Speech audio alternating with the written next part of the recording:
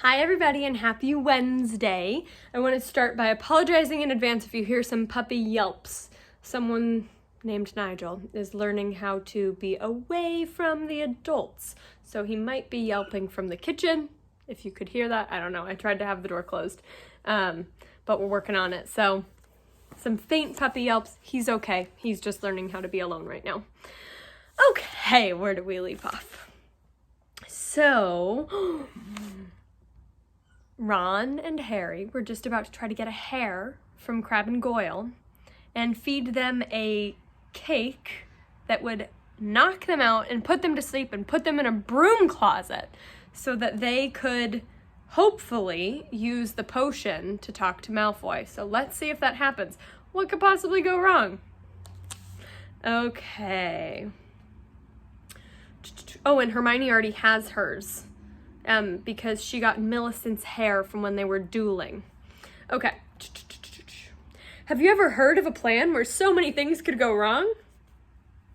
But to Harry and Ron's utter amazement, stage 1 of their operation went just as smoothly as Hermione said.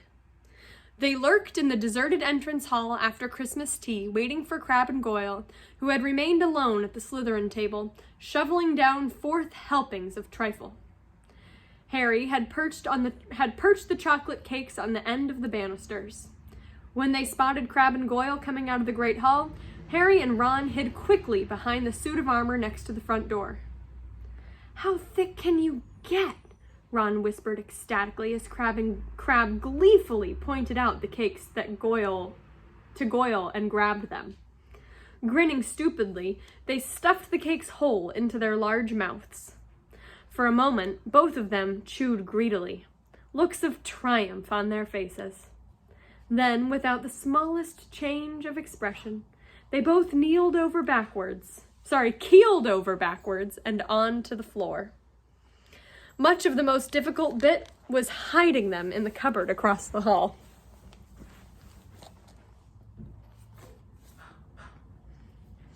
Once they were safely stowed amongst the buckets and mops, Harry yanked out a couple of the bristles that covered Goyle's forehead, and Ron pulled out several of Crabbe's hairs.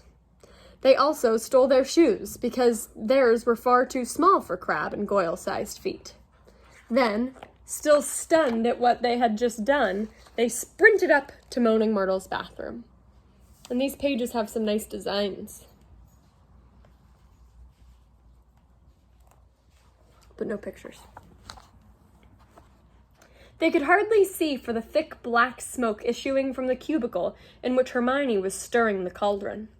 Pulling their robes up over their faces, Harry and Ron knocked softly on the door.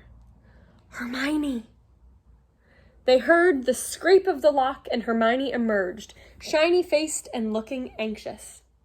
Behind her, they heard the gloop, gloop of the bubbling, treacle-thick potion.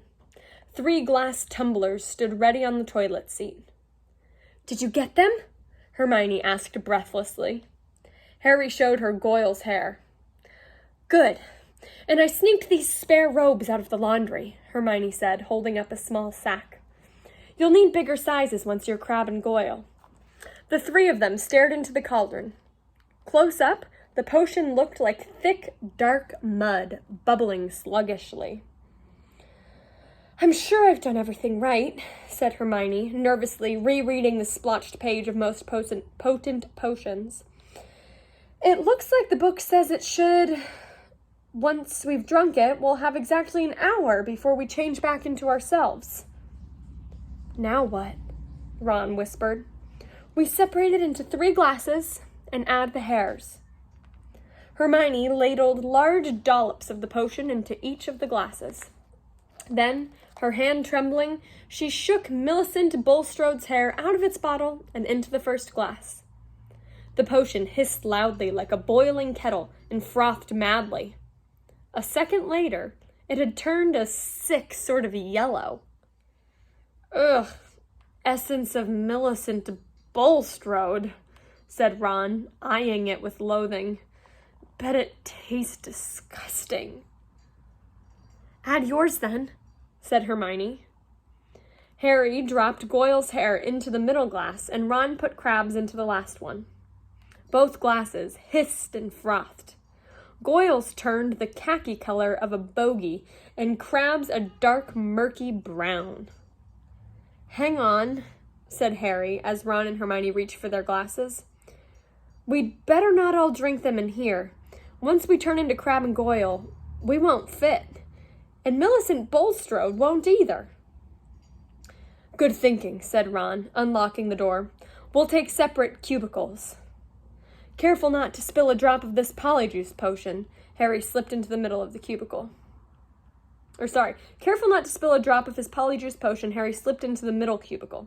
Meaning they all went into different stalls. Okay, so they're saying since those 3 kids are each much larger than they are, that they won't all fit in the same stall, and they need to go into 3 different stalls. Got it. Sorry, I got a little confused. Maybe you did too. "Ready?" he called. "Ready," came Ron and Hermione's voices. 1, 2, 3. Pinching his nose, Harry drank the potion down in 2 large gulps. It tasted like overcooked cabbage. Immediately, his insides, writhing as though he'd just swallowed live snakes, doubled up, wondered whether he was going to be sick. Then a burning sensation rapidly from his stomach to the very ends of his fingers and toes.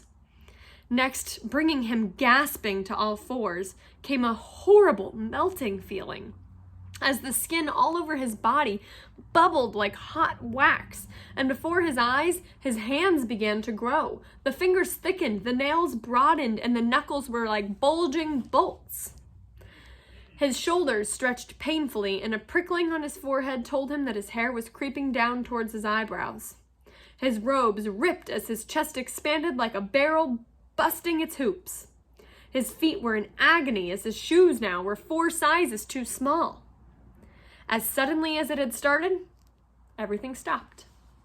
Harry lay face down on the cold stone floor, listening to Myrtle gurgling morosely in the end of the toilet. Oh, in the end toilet, so in the last stall. With difficulty, he kicked off his shoes and stood up. So this is what it felt like being Goyle. His large hands trembling, he pulled off his old robes, which were hanging a foot above his ankles, pulled on the spare ones, and laced up Goyle's boat-like shoes.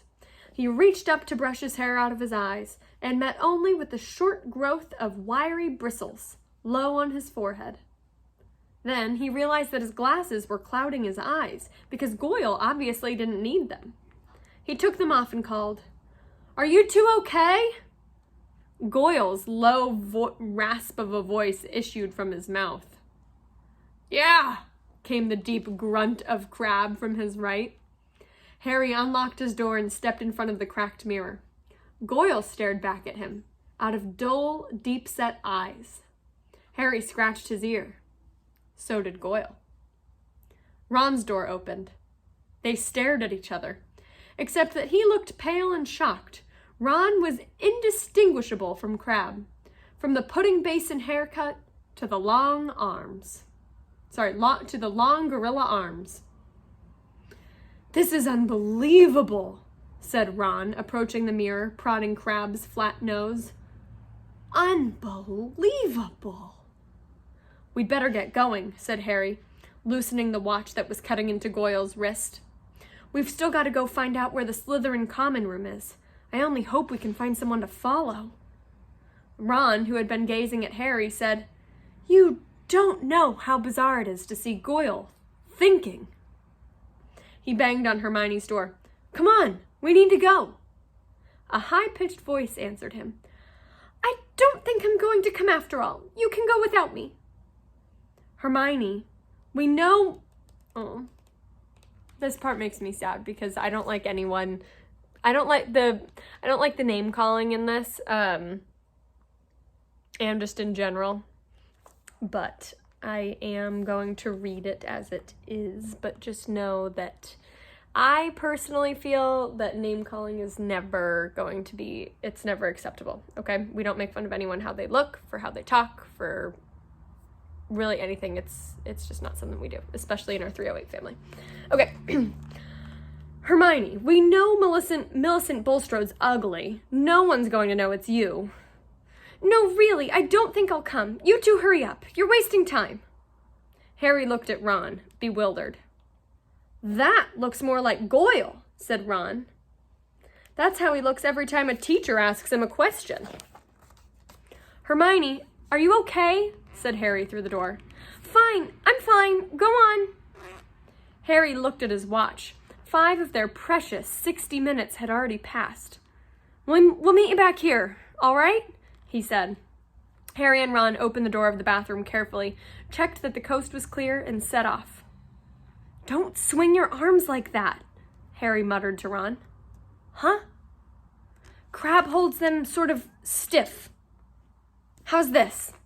Yeah, that's better. They went down the marble staircase. All they needed now was a Slytherin whom they could follow to the Slytherin common room, but there was nobody around. Any ideas? Muttered Harry. The Slytherins always come from breakfast from over there, said Ron, nodding at the entrance to the dungeons. The words had barely left his mouth when a girl with long curly hair emerged from the entrance. Excuse me, said Ron, hurrying up to her. We've forgotten the way to our common room. I beg your pardon? Said the girl stiffly. Our common room? I'm a Ravenclaw. She walked away, looking suspiciously back at them. Harry and Ron hurried down the stone steps into darkness, their footsteps echoing particularly loud as Crabbe and Goyle's huge feet hit the floor, feeling that this wasn't going to be as easy as they had hoped. The labyrinth passages were deserted. They walked deeper and deeper under the school, constantly checking their watches to see how much time they had left. After a quarter of an hour, 15 minutes, just when they were getting desperate, they heard a sudden movement ahead. Ha! Said Ron excitedly. There's one of them now! The figure was emerging from a side room. As they hurried nearer, however, their hearts sank. It wasn't a Slytherin. It was Percy. What are you doing down here? Said Ron in surprise. Percy looked affronted. That, he said stiffly, is none of your business. It's Crabbe, isn't it? What? Oh, yeah, said Ron. Well, get off to your dormitories, said Percy sternly. It's not safe to go wandering around the dark corridors these days. You are, Ron pointed out. I, said Percy, drawing himself up, am a prefect. Nothing is about to attack me. A voice suddenly echoed behind Harry and Ron. Draco Malfoy was strolling towards them, and for the first time in his life, Harry was pleased to see him. There you are, he drawled, looking at them. Have you two been pigging out in the Great Hall all this time? I've been looking for you. I want to show you something really funny. Ooh, we are at 13 minutes, which is longer than we should be going if I want to upload this in a timely manner. See you tomorrow.